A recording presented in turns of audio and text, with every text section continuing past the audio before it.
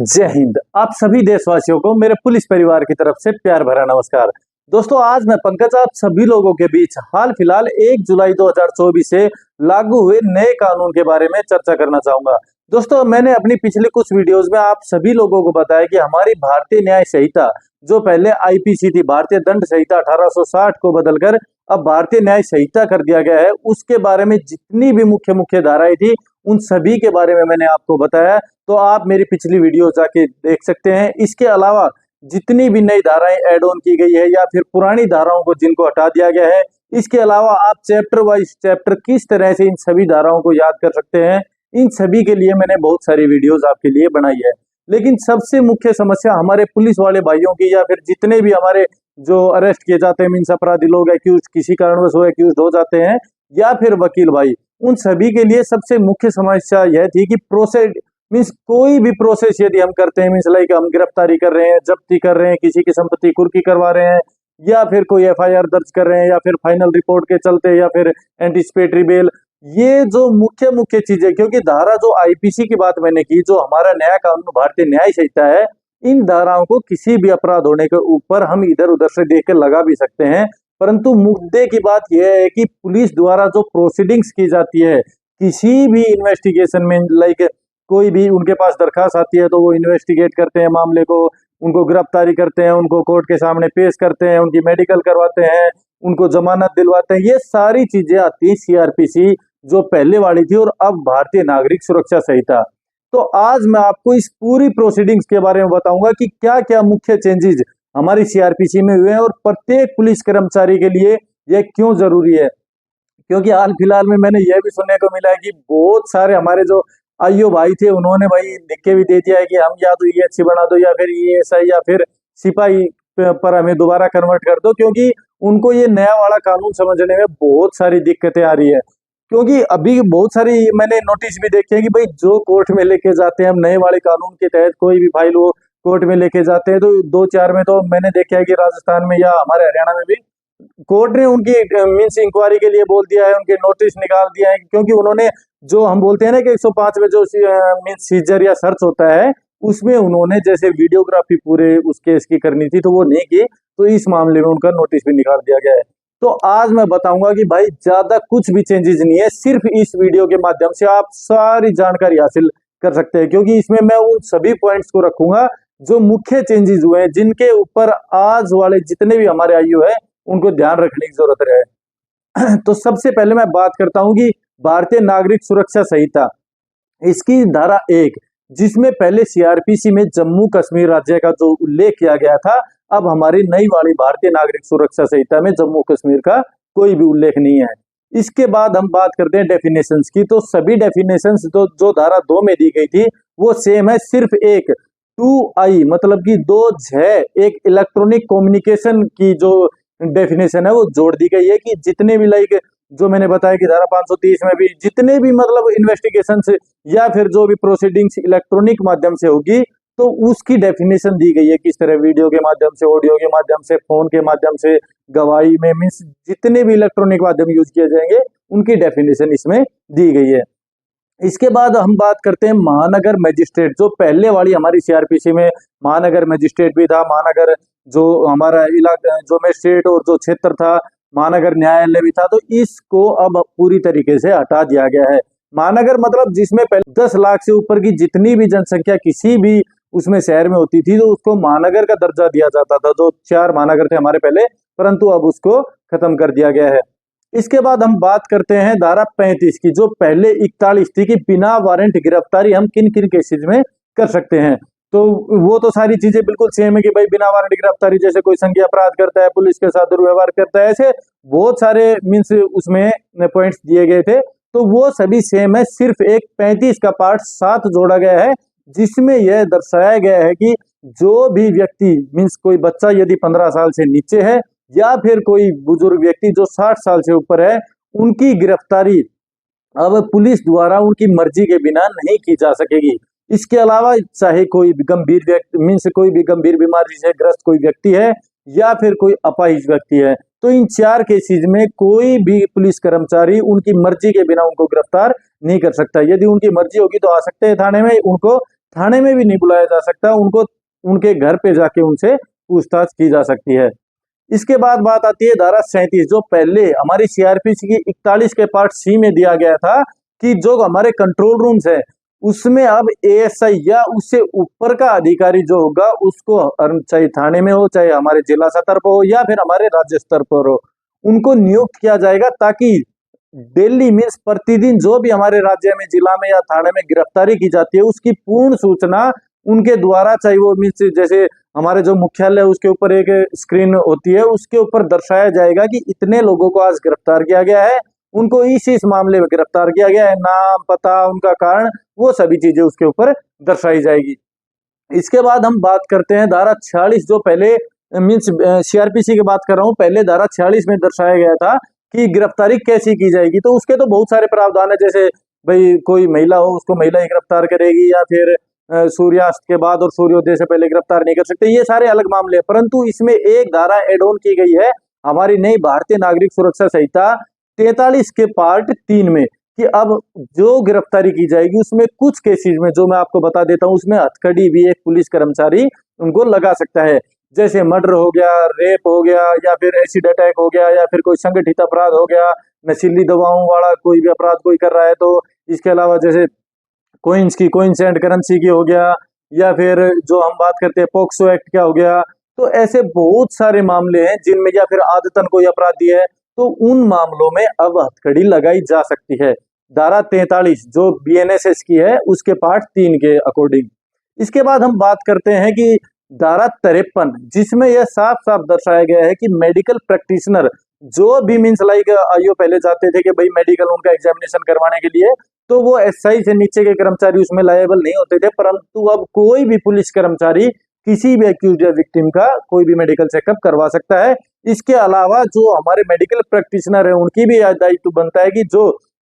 बलात्कार के केसेस में 7 दिन के अंदर अंदर उनको वो मेडिकल रिपोर्ट उनको आईओ को सौंपनी होगी, और या अलग केसेस है तो उनमें भी जल्दी से जल्दी टाइम बाउंड है, जल्दी से जल्दी उनको मेडिकल रिपोर्ट उनको सौंपना बहुत ही जरूरी है। इसके बाद हम बात करते हैं, हमने बात की धारा 41 की, धारा 43 की, अब हम बात करते हैं धारा 53, उसके बाद धारा 61, जो हमारा सम्मन से रिगार्डिंग है कि अभी सम्मन, पहले सम्मन हम जो बाय हैंड दे के आते थे, अब सम्मन को इलेक्ट्रॉनिक फॉर्म में भी मीन्स धारा 61 के पार्ट 2 में यह दर्शाया गया है कि इलेक्ट्रॉनिक फॉर्म मीन्स लाइक कोई व्हाट्सएप के जरिए किसी भी माध्यम से भेजते हैं तो उसमें डिजिटली सिग्नेचर या फिर मोहर होना बहुत ही जरूरी है, तो उस तरीके से भी हम भेज सकते हैं। जो धारा 70 बीएनएसएस की धारा 70 में बताया गया है कि यह समझा जाएगा कि हमने उनको मीन्स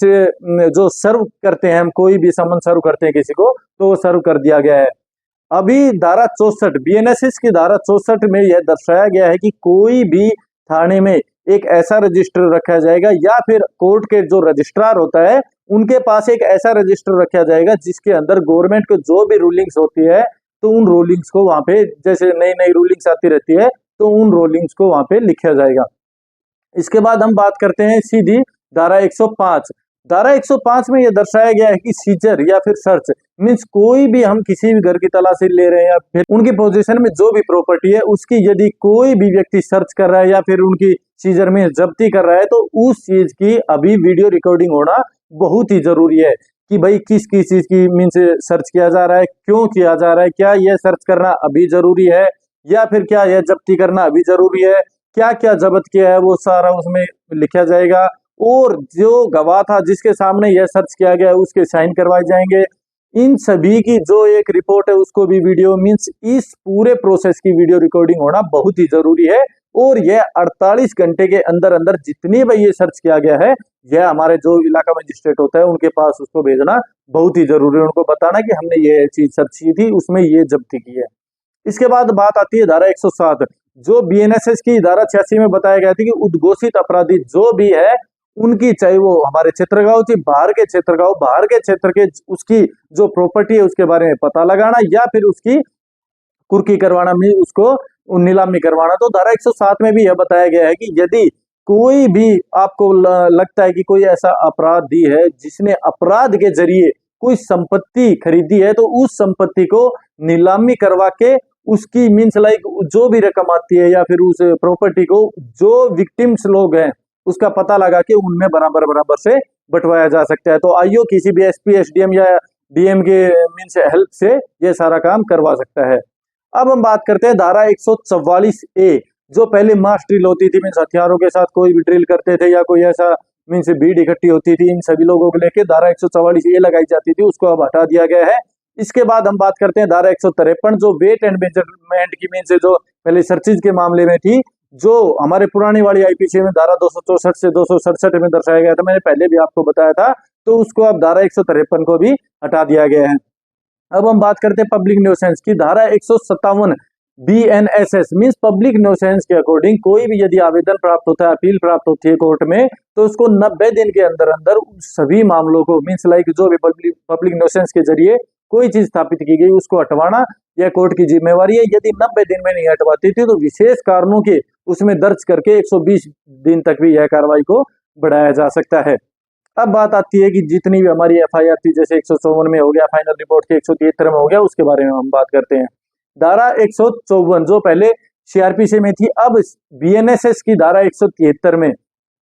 मीन्स एफआईआर के बारे में बताया गया है कि एफआईआर एफआईआर करवाई जा सकती है, मीन्स कोई घर बैठे अपनी ऑनलाइन एफआईआर करवा सकता है, परंतु 3 दिन के अंदर अंदर उस व्यक्ति को थाने में जाकर अपनी कंप्लेंट के ऊपर दरखास्त देने मीन्स सॉरी सिग्नेचर करने होंगे, उसके बाद उसकी दरखास्त को एफआईआर में कन्वर्ट कर दिया जाएगा। इसके अलावा बात आती है कि भाई जो भी हमारे एसपी होते हैं उनके पास यदि आप पहले लेके जाते थे भाई 154(2) के तहत कोई भी दरखास्त, तो वो यदि लेने से मना कर देते हैं अब, तो आप जैसे ही ड्यूटी मजिस्ट्रेट के पास जाते हो, धारा 156(3) पहले जो थी उसके अकॉर्डिंग, तो अभी आपको एफिडेविट दिखाना बहुत ही जरूरी होगा कि सर मैं एसपी ऑफिस में गया था, एसपी साहब ने एफआईआर दर्ज करने से इनकार कर दिया, इसलिए मैंने आपकी हेल्प लेना जरूरी समझा। तो वो अभी धारा 173 में जो मैंने बताया। इसके अलावा जो 0 एफआईआर है कि पूरे देश में कहीं भी कोई भी घटना घटित हो रही है तो आपकी जुरिडिक्शन एरिया आपको देखने की कोई भी जरूरत नहीं है, आप कहीं भी अपने उस दरखास्त को दे सकते हो, और फिर वह थाने की ड्यूटी होगी, मुंशी की ड्यूटी होगी कि वह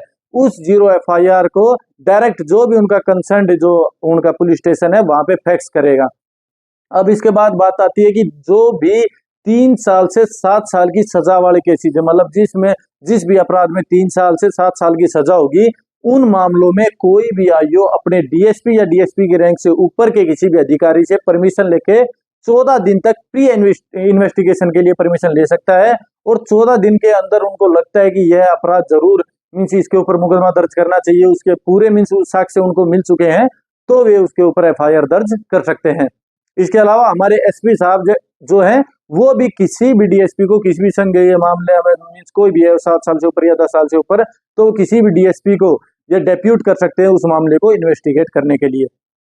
इसके बाद बात आती है कि भाई जो भी मीन्स हमारे फोरेंसिक जांच वाले में मैंने आपको बताया कि 7 साल से ऊपर के जितने भी केसेज है जिनमें फोरेंसिक जांच होना बहुत ही जरूरी है, उनमें पूरे केस में वीडियोग्राफी करवानी जरूरी है। और जितने भी सरकार द्वारा ये गाइडलाइंस भी धारा में भी स्पष्ट तौर पे लिखा गया है कि यदि उनके पास मीन्स जैसे भाई बहुत सारे मुलाजिमों की कमी है, फोरेंसिक जांच अधिकारी भी उनके पास नहीं है, तो वो जब तक उनके पास वो जांच अधिकारी नहीं आ जाते, दूसरे राज्य के जांच अधिकारियों की भी हेल्प वो ले सकते हैं। इसके अलावा मैंने बताया कि आपको धारा 173 और 174 मीन्स जो भी एनसीआर की नॉन कॉग्निजेबल ऑफेंस जो होंगे उनका कोई भी मुकदमा दर्ज कर दिया जाता है यदि हमारे थाने में, तो उनके 15 दिन के अंदर अंदर डेली डायरी रिपोर्ट डीडीआर की रिपोर्ट 15 दिन के अंदर अंदर उस मजिस्ट्रेट के पास सौंपनी होगी। और एनसीआर में मीन्स नॉन कॉग्निजेबल रिपोर्ट जो होती है, इनमें पहले बताया गया कि बिना मजिस्ट्रेट की मर्जी के किसी व्यक्ति को गिरफ्तार नहीं किया जा सकता है।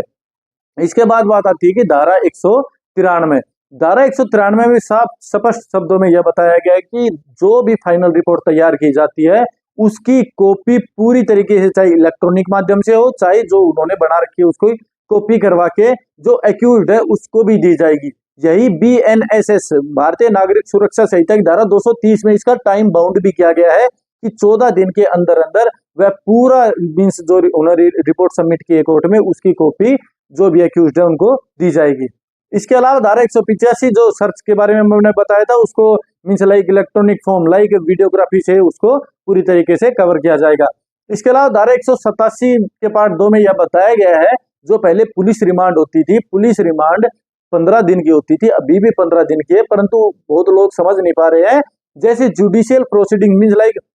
न्यायिक हिरासत, जिस भी मामले में 60 दिन की होगी, तो उसमें 40 दिन तक कोई भी पुलिस कर्मचारी 15 दिनों का जो उनका पुलिस रिमांड है वो टुकड़ों में 60 दिन तक ले सकता है। और जिस भी केस की न्यायिक हिरासत 90 दिन की होगी, उस केस में कोई भी पुलिस कर्मचारी 60 दिन तक वो अपने टुकड़ों में उसकी पुलिस रिमांड ले सकता है। तो यह धारा 187 के पार्ट 2 में दर्शाया गया है। इसके बाद 193 बताया मैंने, फाइनल रिपोर्ट जो सौंपनी जरूरी है। इसके बाद धारा 194 जो बीएनएसएस की मीन 174 की जो हम कार्रवाई करते थे, मृत की कार्रवाई, अब वह घटना स्थल की जितनी भी प्रोसीडिंग्स की जाती है उस पुलिस कर्मचारी द्वारा, वो सभी मजिस्ट्रेट को 24 घंटे के अंदर अंदर सौंपनी होगी। इसके बाद हम बात करते हैं धारा 223 की। मीन्स कोई भी व्यक्ति जो एक्यूज्ड है वो जब तक मीन्स कोर्ट जब तक उसके परिवार के संज्ञान लिए बिना उसको कभी भी एक्यूज साबित नहीं कर सकता, कभी भी एक तरफा जो फैसला नहीं सुना सकता, जब तक वह, मैंने आपको बताया कि एक्यूज अपना मीन्स कोई भी पक्ष नहीं रख देता। तो कोर्ट के लिए यह अब जरूरी बन गया है कि कोई भी एक्यूज है उसका जो पक्ष है उसका लेना जरूरी है, उसके पक्ष के बिना वह परिवाद उस परिवाद के ऊपर संज्ञान नहीं ले सकता।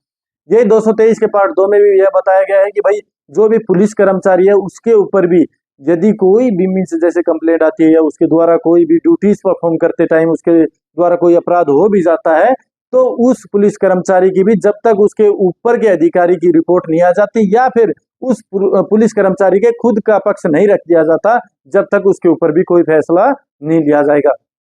इसके बाद बात आती है कि धारा 248। धारा 248 में यह दिया गया है कि कोई भी एक्यूज्ड 60 दिन के अंदर अंदर डिस्चार्ज के लिए उस कोर्ट में अपील दायर कर सकता है, मीन्स आवेदन कर सकता है। मीन्स जो भी उसके खिलाफ केस हुआ है तो 60 दिन के अंदर अंदर वह जो भी उनका मीन्स कंसर्न जो कोर्ट है उसमें डिस्चार्ज के लिए अपील दायर कर सकता है। इसके बाद बात आती है कि धारा 254 मीन्स जितने भी गवाह थे पहले मीन्स उसको इलेक्ट्रॉनिक माध्यम से कर दिया, कोई भी गवाही चाहे पुलिस की हो चाहे मीन्स हमारे जो एक्यूज्ड है या विक्टिम है जिनकी भी गवाही है, तो धारा 254 के तहत इलेक्ट्रॉनिक माध्यम से भी उनकी गवाही करवाई जा सकती है। अब 254 के बाद बात आती है धारा 274 की। मीन्स कोई भी आरोप यदि निराधार लाइक किसी ने उनके ऊपर, कोर्ट है, कोर्ट को पता लगा है कि भाई जो एक्यूज्ड है उसके एक्यूज के ऊपर जितने आरोप लगाए गए हैं वो सभी निराधार है, वो सभी गलत है, तो कोर्ट अपनी पावर्स को यूज करते हुए उस केस को निराधार कर सकती है और जो भी एक्यूज पक्ष है उसको रिहा कर सकती है।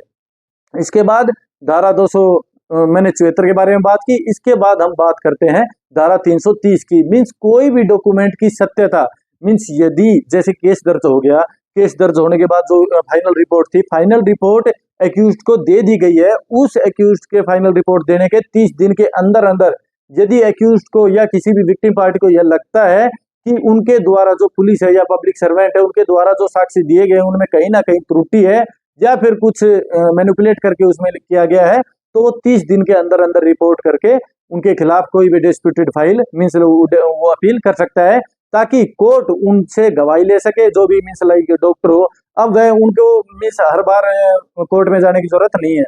चाहे वो डॉक्टर हो या पुलिस कर्मचारी हो या कोई भी हो, उनके वीडियो या ऑडियो कॉल के माध्यम से सबूत लिए जा सकते हैं, गवाही ली जा सकती है या फिर उनसे पूछताछ की जा सकती है यदि 30 दिन के अंदर अंदर जो भी ये एक्यूज्ड पक्ष है उनके ऊपर कोई भी डिस्प्यूटेड अपील कर देता है। तो अब बात आती है धारा 336 की। अब पुलिस कर्मचारी कोई भी है, जैसे उनके द्वारा कोई सबूत किए गए थे या पब्लिक सर्वेंट जो भी है डॉक्टर द्वारा उनके द्वारा जो भी गवाही दी गई थी, यदि उसके बाद प्रोसीडिंग चलती रहती है और उनकी कहीं बदली हो जाती है या फिर कोई बीमार हो जाता है, रिटायर हो जाता है, तो इस मामले में उनके जो सक्सेसर होंगे मीन्स उनके पीछे जो फॉलोअप करने वाले होंगे उनकी यह जिम्मेवारी होगी कि वह गवाही के लिए मीन्स चाहे ऑडियो वीडियो माध्यम से जाएं या फिर उनको प्रॉपर जो भी साक्ष्य है वो प्रोवाइड करें।